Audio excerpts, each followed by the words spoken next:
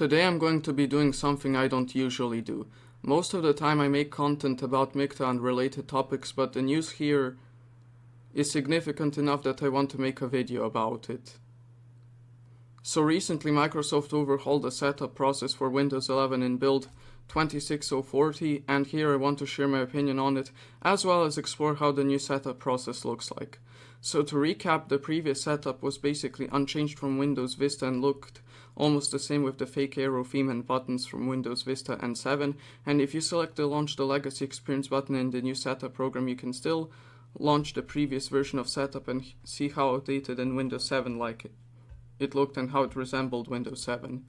This build also allows for the Copilot button to be moved next to the notification bell icon and introduces a new icon for the Task Manager, as well as no longer including the Legacy Console host by default, among other changes, and these changes can be found by visiting the BetaWiki page on the build, which will be linked in the description. So anyways, to start exploring the setup, we first need to press Shift F10 in order to get a command prompt and then type regedit.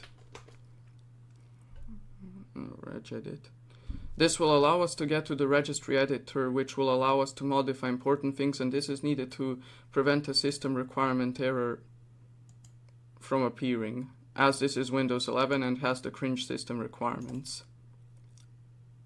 So in the registry editor we need to go to HK local machine, then to system, and under system go to setup.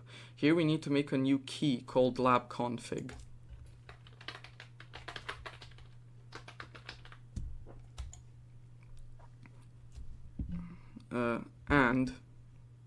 And in there we need to add a few D words to make setup compatible and fully working. These D words are bypass TPM check, bypass secure boot check, bypass RAM check, and bypass disk check, and the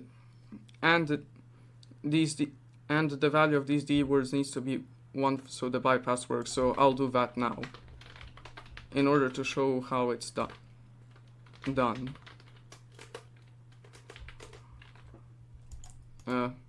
Alright, one down, several to go. Now I need to do bypass secure boot check 1.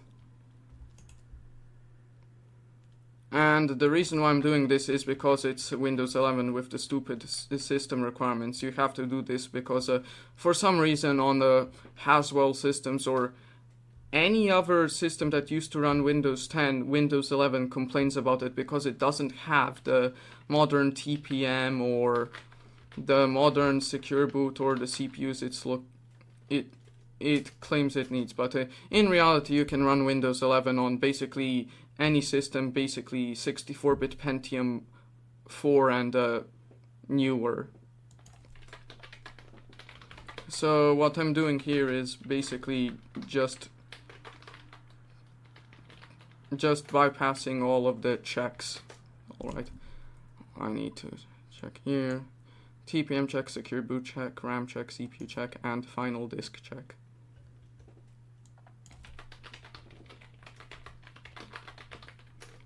Alright, all of these are now done, so we can continue. Now that the system requirement bypass is set up, we can proceed with the setup process normally. Now it's mostly the same until you get to the select setup option. So here is different. You have the option to use the newer setup, which is this, launch the legacy experience, which is the older setup, and you have to click that you agree that everything will be deleted in order to be able to continue. And as for the product key screen, just click I don't have a product key. Then click which edition to install. I'll click Pro, and now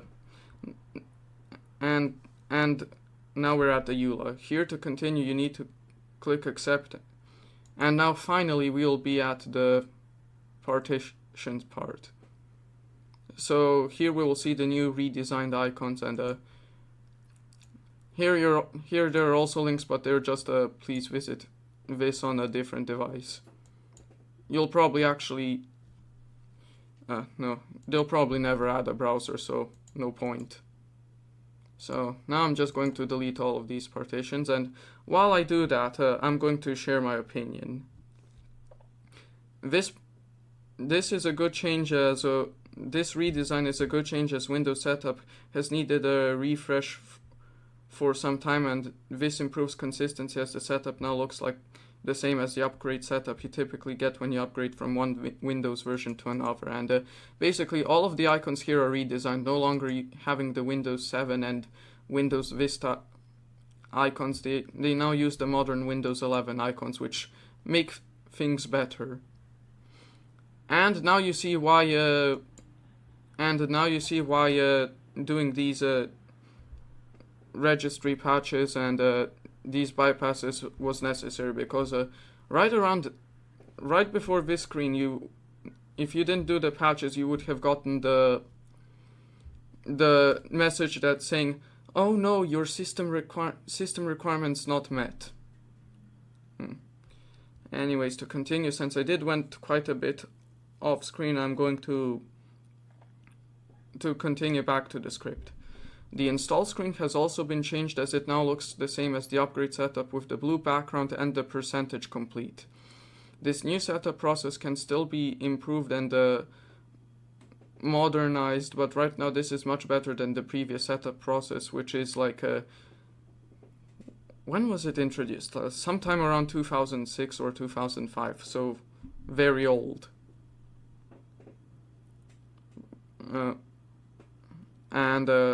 It's finally in line with the design principles of Windows 11. One thing I've also noticed is that in the second stage of setup there are new screens, and in the out-of-box experience you once again have a EULA agreement prompt. Sadly, Windows 11 still requires a Microsoft account and doesn't give the option for local accounts, but this can be bypassed, either through bypass NRO or any other method. So we're nearing the end. In conclusion, this new redesign is great because it's finally modern and new and aligns with the Windows 11 design principles. It's also great because if you like the legacy setup option, you still have the choice to use it, and it's nice to see Microsoft care about Windows 11 and improve it over time. I hope that Microsoft keeps up the good work and that we see a better Windows 11 in the future. Anyways, this has been Igor MGTOW and Video Games. Like and subscribe and click the bell notifications on YouTube if you enjoyed the video. Follow me on odyssey.com, MGTOW.tv and Twitter, and join my Guilded server, and bye bye. Thanks for watching.